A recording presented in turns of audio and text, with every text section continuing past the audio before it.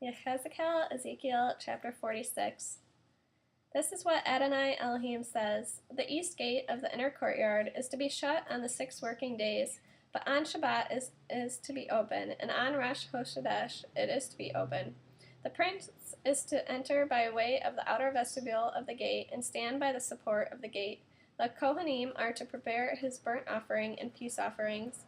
Then he is to prostrate himself in worship at the threshold of the gate, after which he is to leave, but the gate is not to be shut until evening. The people of the land are also to prostrate themselves and worship before Adonai at the entrance to the gate on Shabbat and on Rosh Hashanah. The burnt offering the prince is to offer Adonai on Shabbat is to consist of 6 lambs without defect and a ram without defect. The grain offering is to be a bushel for the ram, while for the lambs it can be as much as he wants to give, with a gallon of olive oil per ephah. On Rosh Hashanah it is to be a young bull, 6 lambs, and a ram, all without defect. He is to prepare a grain offering consisting of a bushel for the bull, a bushel for the ram, and for the lambs as his means allow, with a gallon of olive oil per bushel. When the prince enters, he is to go in by way of the vestibule of the gate, and he is to leave the same way. But when the people of the land come before Adonai at the designated times, whoever comes in to worship by way of the north gate is to leave by way of the south gate, and whoever comes in by way of the south gate is to leave by the way of the north gate.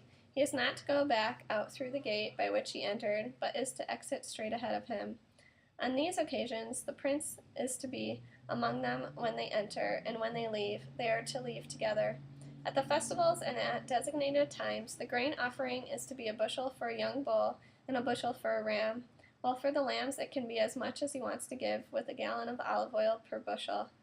When the prince provides a voluntary offering, whether it is a burnt offering or peace offerings, that he offers voluntarily to Adonai, someone is to open the east gate for him, and he is to provide his burnt offering and peace offerings as he does on Shabbat. Then he will leave, and after he leaves, the gate is to be shut. You are to provide a lamb in its first year that has no defect for a daily burnt offering to Adonai. Do this each morning. Also each morning, provide with it a grain offering, 1/6 of a bushel, and 1/3 of a gallon of olive oil to moisten the fine flour. This is the ongoing grain offering for Adonai by a permanent regulation. Thus they will offer a lamb, a grain offering, and oil each morning as the ongoing burnt offering. Adonai Elohim says this: If the prince turns over part of his hereditary property to one of his sons, it is his inheritance. It will belong to his sons. It is their possession by inheritance. But if he gives part of his hereditary property to one of his slaves, it will be his until the year of freedom, at which time it will revert to the prince, so that the prince's heritage will go to his sons. The prince is not to take over any of the people's inheritance, thereby evicting them wrongfully from their property.